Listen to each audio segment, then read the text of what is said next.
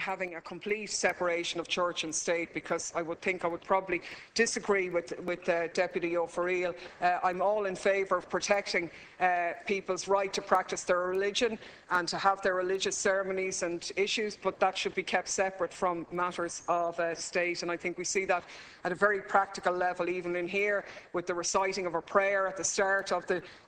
to me, that's offensive, and I don't think that has a place in a modern Ireland. So the separation of church and state in our religious system, still there in our education system, in our health service, need to go a lot further.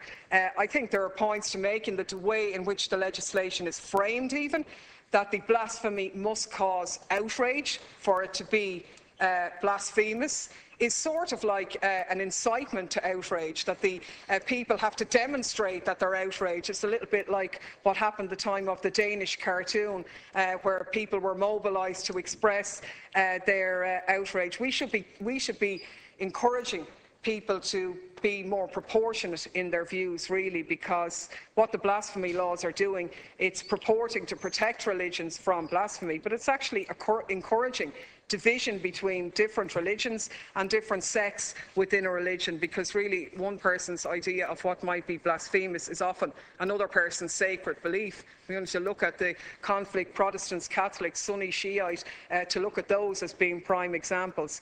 I think the points made by Deputy O'Farrell in terms of the way in which our blasphemy laws have been used internationally are actually critically important as part of this debate. I mean, it is outrageous that the Organisation of Islamic Cooperation has used the wording of the Irish law as a model for a proposal to the UN to push for that to be a normative principle in international law, and to encourage other states to pass anti-blasphemy legislation. Now, these countries are countries which have been roundly condemned by Human Rights Watch, countries like Saudi Arabia, Iran, Pakistan, for their grave violation of human rights.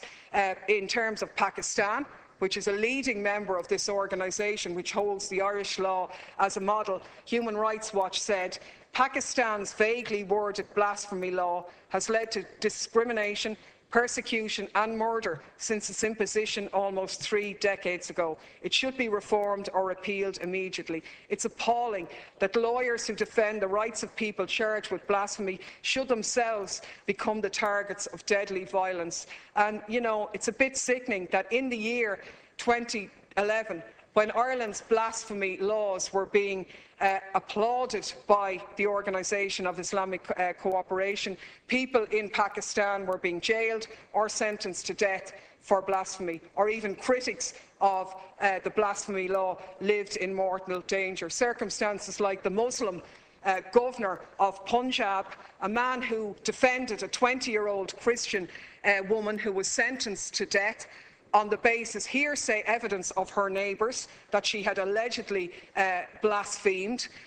This man, the governor, protected that woman, called for a repeal of the blasphemy legislation, and then he himself became a target of calls for his assassination. He was eventually assassinated by his bodyguard, who was applauded and escorted into the court by hundreds of people championing him on as a great hero.